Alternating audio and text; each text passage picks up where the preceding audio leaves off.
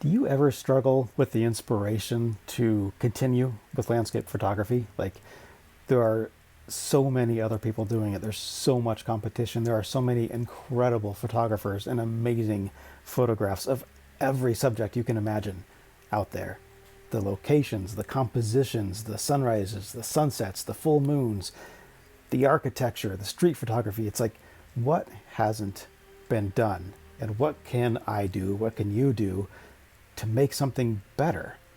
Like, I know personally, I've certainly struggled with that. Like, what can I do? Like, why do I do this? Why do I have a YouTube channel that isn't the best one in the world when there are so many other YouTube channels on photography where people can go learn and get inspiration? Why do I continue to do landscape photography when nearly every composition I can think of has been done already very well? This is something that if I struggle with these thoughts, I wonder if you maybe do too. So why not get on here and talk about it? And if you don't struggle with that, awesome. Just push stop, go out and do your thing, and all good. But it's something that definitely is on my mind sometimes. And so the other day, I was just laying in bed, just like super sick, just not feeling well, barely got anything done that day, and just not doing anything. And I look out the window, and this giant pine tree that is outside was just lit up with just like this beautiful light, like just illuminating certain branches of the tree while others were dark. And it was absolutely gorgeous. And I think the more we do photography, the more we start to think in compositions and see the world in fragments instead of one big piece. And that was one of those moments for me where I looked at that tree and I thought, God, that'd be a beautiful picture. And of course, I wasn't feeling up to it to even get up and grab a camera and set up a composition and take the shot.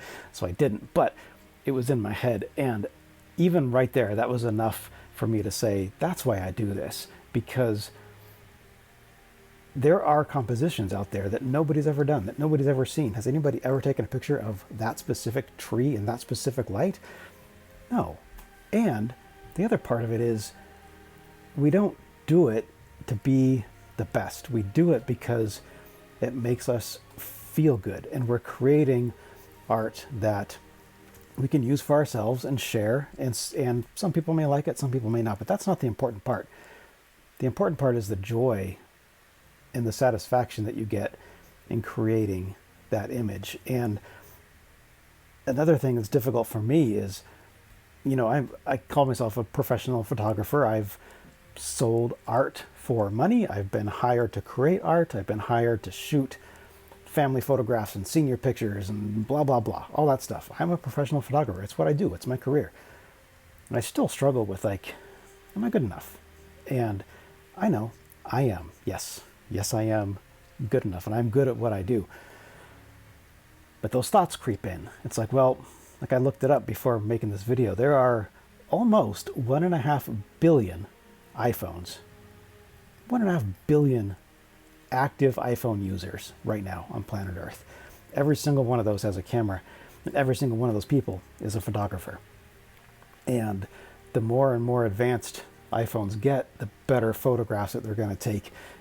And the more difficult it is for a professional like you and me to stand out in that crowd, because when everybody's doing it, how is it to find that specialty? How can you stand out in that crowd? Super Bowl was recently, and I started to watch the game a little bit, and then I left. I was like, I'm going to go. This is a great time to get out because traffic will be light. And I went to the beach, and it was one of the most fantastic sunsets I'd seen. And there were a couple people out there, but compared to a regular night, I mean, very few people. And so that was another one of those moments where, like, this is why I do what I do. It's not so I can create an epic photograph that people are going to fawn over me about. It's so I can have that experience of getting out into nature and connecting with that and having that sunset become a part of me, and to just stand there in the glow of it and just be so grateful that I'm here on planet Earth to witness it. And that is why I do photography. And it's true.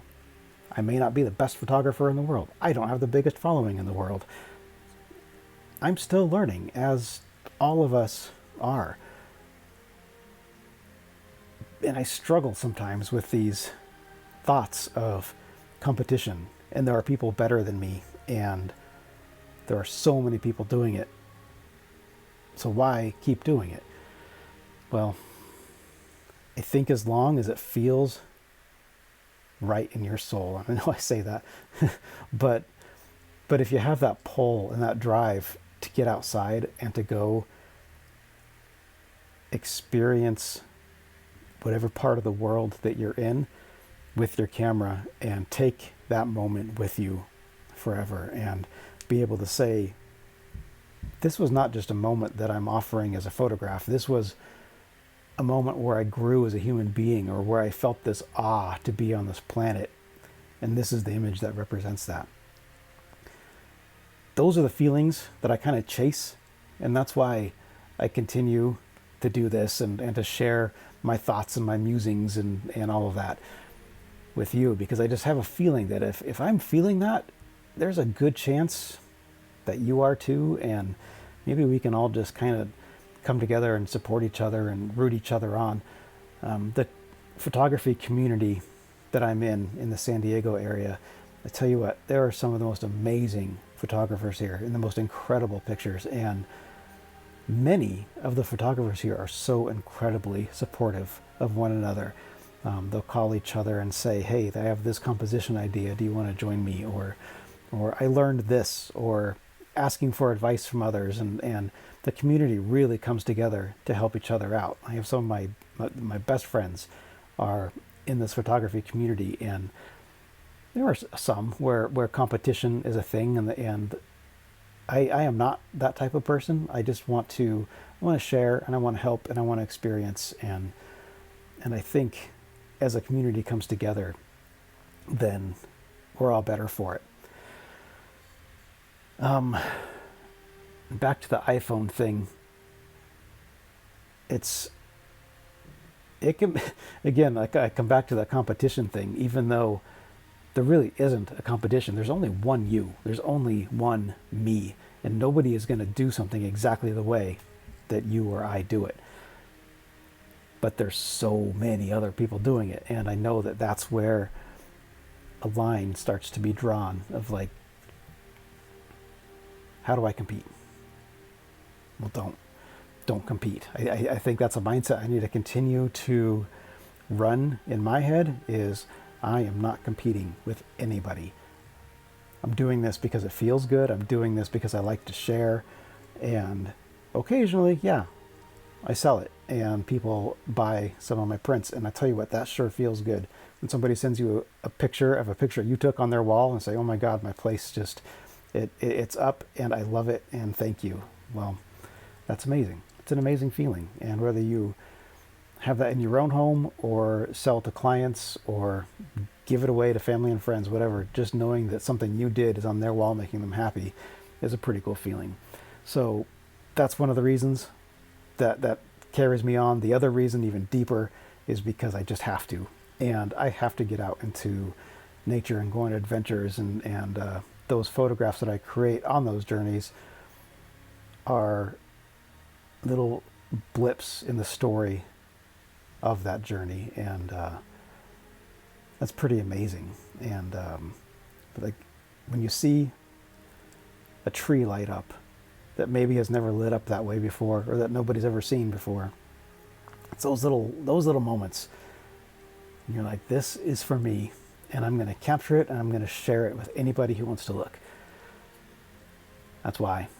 And that sure feels good. So do you have some of these feelings? Do you think about this with all of the iPhones and the fact that you can go to Costco and pick up a pretty darn nice camera for a few $100s?